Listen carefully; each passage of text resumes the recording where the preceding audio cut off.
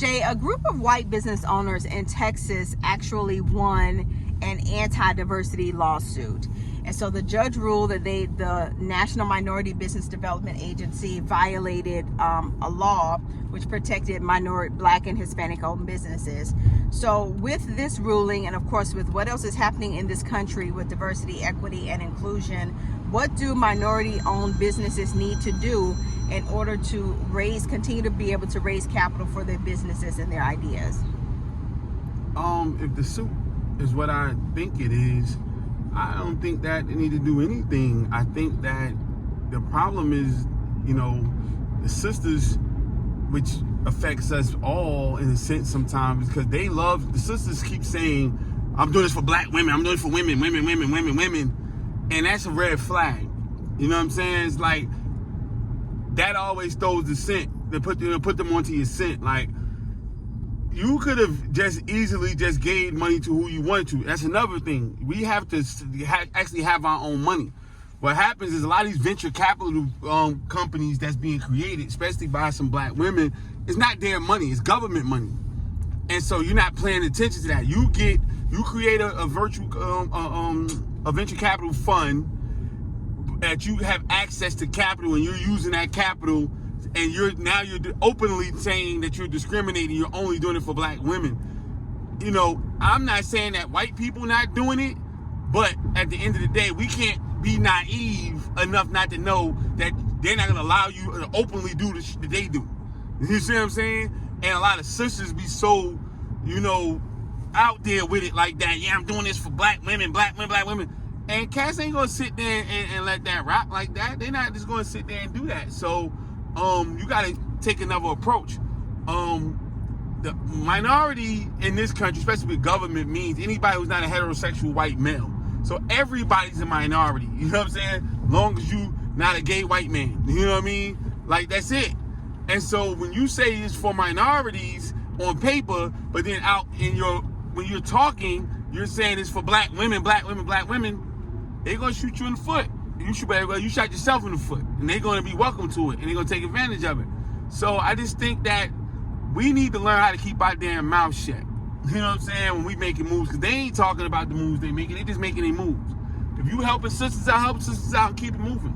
You know what I'm saying? You ain't got to tell everybody. You ain't got to boast and brag about that shit all the time. That's what happened, I believe. It wouldn't even been a thing. Hey, you didn't win. This person won. Keep it going by the time. But now they're going to be watching you real tough. They'll be watching you real tough now. Everything y'all do going to be scrutinized. And it's because you gotta move in silence, yo. They not sitting there bragging that, I'm making sure white sisters get this, Black people do. They just doing their business and moving on. They know what they doing. They don't gotta say nothing. And I know people are not gonna like me saying this, especially people that look like me. But again, that's what the problem is. I say that about the country. Why, when we going to attack a damn country, we gotta tell every damn body? They said about 9:45 West Coast time, they're gonna drop a Scud missile at so-and-so. Ain't nobody damn business. You know what I'm saying? Like, hey, just do your business.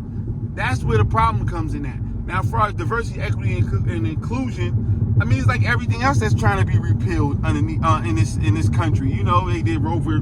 Wade. They're talking about, voting rights acts. They're talking about all that stuff. It's on us to keep that shit going. And if we're not paying attention to what's going on and being in the middle of the fight, then yeah, they can take that shit away. They did what they did in Florida because there's not enough Black people, sitting there voting and being a part of the process of saying, hey, we're going to teach Black history here. We're not going to mess up diversity, equity, and inclusion. You know how many people don't take advantage of this shit? They've been doing it for years, and people that look like us not taking advantage of it. But we'll say we don't have a thing. We both spent a lot of time in South Carolina. I tell people all the time, in Columbia, South Carolina, they have some phenomenal programs for entrepreneurs. When you really look at it, a lot of people, you got to drag people in there kicking and screaming for them to take advantage of it. And go to another city, bigger city, 10 times the size, they don't have the programs, but the people are thirsty and want it. So we gotta want it, and we gotta take advantage of it, and then most importantly, we have to protect it. We have to make sure we protect those things in the right way. Hey, this did something for me. Let me help you in it. But it don't have to be broadcasted on social media. You ain't got to be waving your hand in nobody's face and saying we giving millions of dollars up to these people and y'all can't get it. Nah, nobody ain't gonna sit back. At least they're not gonna sit back and take that shit lying down. Just because you might, or people that like us have, they definitely not gonna sit there and take that shit laying down. So I don't know what they're gonna do going forward, but that's why I believe that sparked them wanting to go ahead and come at them about that.